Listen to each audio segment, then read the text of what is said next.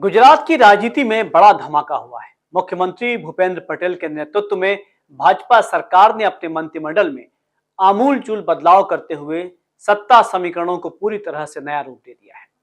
बीते 3 वर्षों में अब तक की सबसे बड़ी राजनीतिक सर्जरी कही जा रही है। इस फेरबदल में 10 मंत्रियों की छुट्टी कर दी गई है, जबकि 19 नए चेहरों को कैबिनेट में शामिल किया गया है। यानी पुराने चेहरों को हटाकर पार्टी ने युवाओं और कार्यकर्ता पृष्ठभूमि वाले नेताओं को आगे लाने का संकेत दिया है। पुराने मंत्रियों के चेहरे निराशा में डूबे नजर आ रहे हैं, वहीं नए चेहरे खुशी से चमक रहे हैं। राजनीतिक जानकारों का मानना है कि यह बदलाव केवल प्रशासनिक नहीं है, बल्कि 2027 के विधानसभा चुनाव की शुरुआती तैयारी है। भाजपा चाहती है कि आगामी चुनाव से पहले सरकार का चेहरा जनसंपर्क, कार्यकुशलता और विश्वसनीयता के मापदंडों पर पूरी तरह खरा उतरे। लेकिन ये कहानी यही खत्म नहीं होती। भाजपा की रणनीति अक्सर गुजरात से शुरू होकर बाकी राज्यों तक जाती है।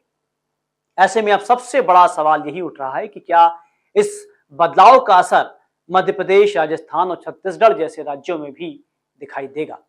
विशेष रूप से मध्य प्रदेश पर सबकी निगाहें हैं। तो क्या अब इस बदलाव के बाद मुख्यमंत्री मोहन यादव की कार्यशैली और अधिक आक्रामक और निर्णायक होने वाली है? और यदि जवाब हाँ में है, तो यह भी तय है कि अब मंत्रिमंडल के कई कमजोर चेहरों की नींद उड़ चुकी है।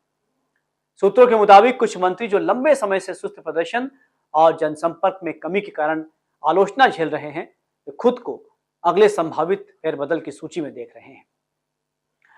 राजनीतिक विश्लेषकों का यह भी मानना है कि भाजपा चुनाव के मद्देनजर किसी भी तरह की कमी नहीं छोड़ना चाहती।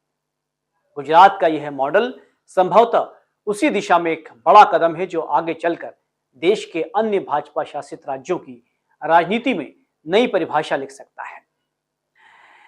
अहम सवाल यह है कि क्या गुजरात में हुए बदलाव के आफ्टर इफेक्ट देखकर इसे मध्य प्रदेश जैसे प्रदेशों में लागू किया जाएगा और कब किया जाएगा। नमस्कार।